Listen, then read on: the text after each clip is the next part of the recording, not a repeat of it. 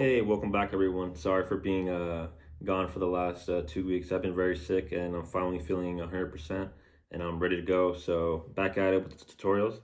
So what we have here today is The Scientist by ColdPlay. Now I know there's a lot of tutorials out there that have different variations of it. Mine, however, is going to teach you what everybody else teaches you, right? Since it's going to be the basic chords, how to play it relative to the capo. And then I'm going to teach you guys a solo that's acoustic. So I know the song's played on piano, but this is on guitar. And there's so the majority of the song, when he's singing and all that stuff, it's going to be just strumming up and down, right? And then when it comes to the solo, I'm going to show you a way to pick it or finger style so you can get by and kind of impress your friends and do things like that, right? So just to run through, the chords are a B minor 7, a G major chord, a D major chord, and a D suspended second or D sus2. Then for a second, for one of the lines in the chorus, he goes D major, A over D, a D6/9, which is, one of those weird chords, but it's not difficult, I promise you. Then he finishes with an A over E, an A sus2, and then an A major chord. So bear with me. I know those chords sound scary, but they're actually a lot easier than what they sound like. So kick it off. We have a B minor 7. So there's two versions of it. If you're accustomed to playing the normal B minor, then you can get away with it. It sounds kind of like it. So if I play it, sounds like the intro, right? But it doesn't sound 100% accurate. Or B minor 7s just lift up the pinky. Do it that way, right?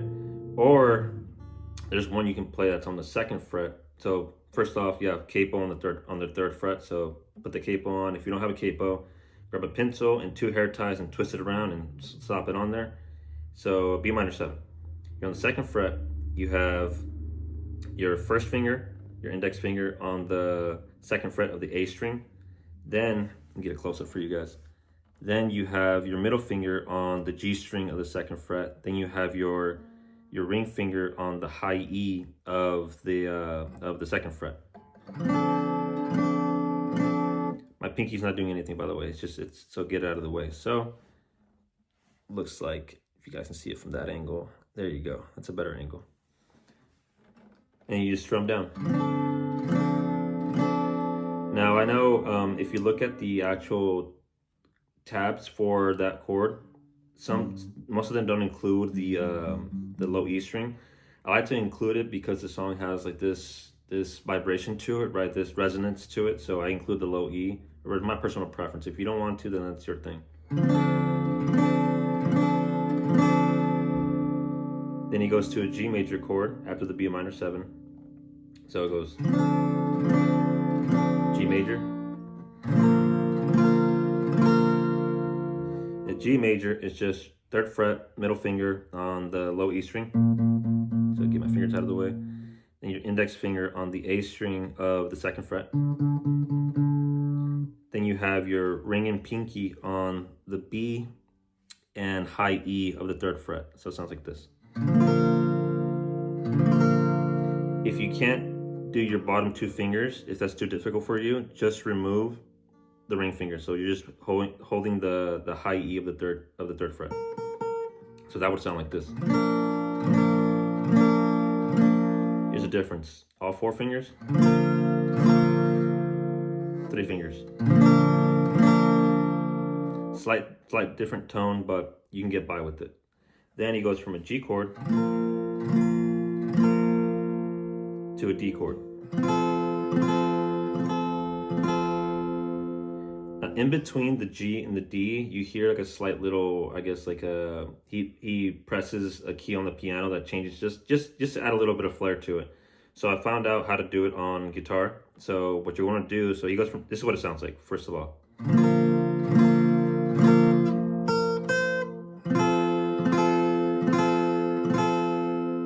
So what you want to do there, right before you go to the D chord, so after the G, before the D. So in between, you have the G chord. Index finger on the 3rd fret of the high E. Then you hammer on, meaning you don't let go. A hammer on is you don't let go of the string you're already pressing. So third on the high E with your index finger. Then you're gonna take your ring finger and literally hammer it, hammer on. That's why they call it that. So you're gonna hammer your ring finger on the high E of the 5th fret. I strum it. If I'm playing acoustically, I'll as soon as I hammer on, I'll strum it. You can alternate. If you can't do the hammer on, then just go from the 3rd on the index finger, ring on the 5th. So he goes from the G, and then after that, after he hits the 5th on the high E, you go straight into the D chord.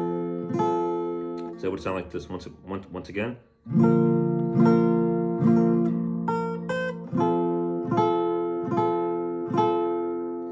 And all he's doing there is a D major chord. So what you're gonna do there is you have an open D, you have a muted low E and A, so don't play the top 2 strings. It's just the bottom 4. So open D string, your index finger on the 2nd fret of the G string, your ring finger on the 3rd fret of the B string, and then your middle finger on the high E of the 2nd fret.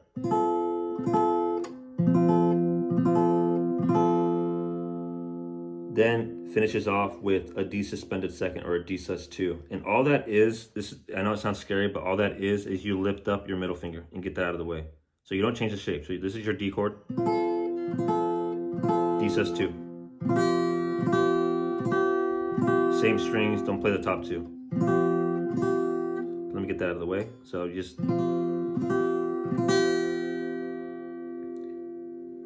so that's the intro and the verse. So that's just for the entire song. Then eventually he kicks into the chorus. So the chorus is gonna be a G chord, a D chord, a D sus2, and it goes back. Chorus just goes with a G chord, goes to a D chord, a D suspended 2nd, D sus2, back to a G chord. Nobody said it was easy, so G chord. And then the different chords right here, just for one line or for one bar, you're gonna have a D major chord, an A over D, a D6/9, an A over E, and an A suspended 2nd, and then back to A. So again, I know this sounds scary, but you don't really need to change the shape of where your fingers are gonna be that much. So for example, so when you start saying no one ever said it would be so hard, that line you're gonna have about you're gonna have about 5 different chords all at once. So when he says no one ever, A over D, so he's doing a D major right there, no one ever. On the word said, he's doing an A over D. So all that is just the A shape. So an A chord, A major chord, it's just gonna be a muted E string, so don't play the low E string. Open A string, then you have the 2nd on the D, G, and B strings with your, you can either bar it, so I know some people do the bar, but I like to do my last 3 fingers, so the middle, the ring, and the pinky. So I'll do, 2nd fret of the D, G, and B string. So you're strumming from the open A string all the way down. So both together you have this. And the A over D, all that is you lift up your middle finger, and now you have just the 2 strings. So you have your G and B strings on the 2nd fret, and I use my pinky and my ring finger to press those down. And you have an open D string.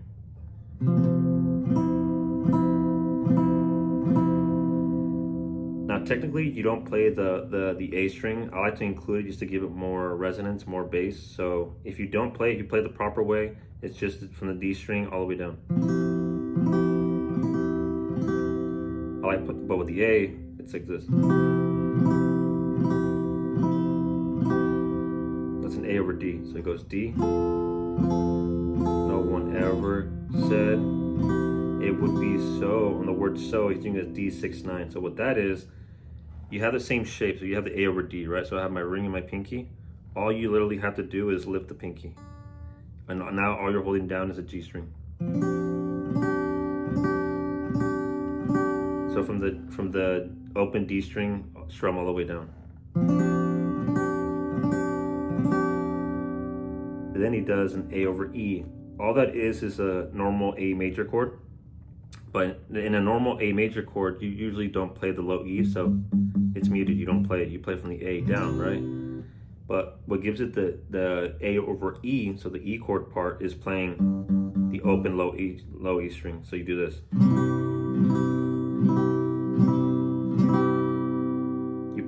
You play all 6 strings, drum all the way down on an A major chord. So again, that's an open low E, open A.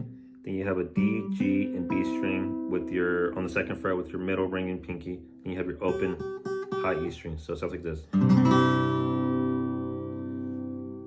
Then after the A over E, you go into an A suspended 2nd or an A sus2. And all that is, you have an A major chord, right? So you have your 3 fingers still pressed down.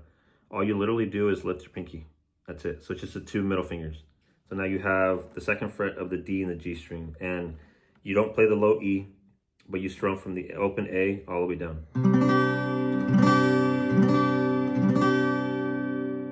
Back to A. So all together it sounds like this. No one ever said it would be so. On the word hard is A over E. A sus2. Back to A. Let it ring, let the open A ring, and he says, oh, take me back to the stars. And he goes back to the, you go back into the song.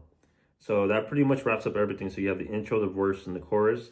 Now, again, try to practice the chorus more than anything. I know those chords may sound scary, but honestly, it's the same shape. It's just an A, just in different variations of the A, but you're always using the same 3 fingers, more or less, right? So eventually it goes into the rest of the song, and it's the same thing. You just repeat the intro, repeat the verse, and repeat the chorus, and then you have your entire song. But yeah, guys, that's The Scientist by ColdPlay. The only if you guys want to know the fingerstyle rendition, it's just the same chords. The difference is that you're plucking it with your strumming hand, rather mixing it with the actual strumming in between. So to give you guys an idea, it's something like this. So if I play a B minor 7,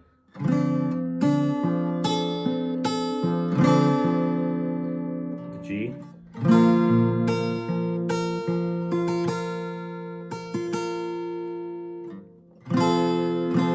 E chord, D suspended 2nd. Now let's say you're doing the chorus, the G chord.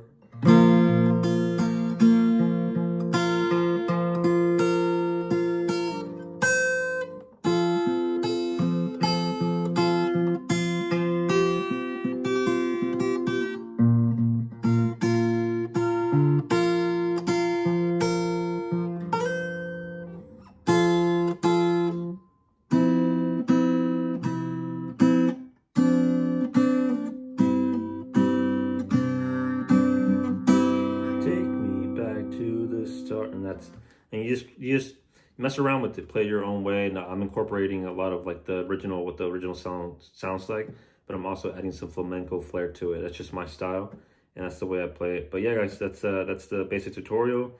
Just practice it as much as you need, and don't be scared of those A over D, A over E chords. I know they sound creepy, but they're really easy. They're just variations of A chord. So thank you guys for watching, and don't forget to like and subscribe.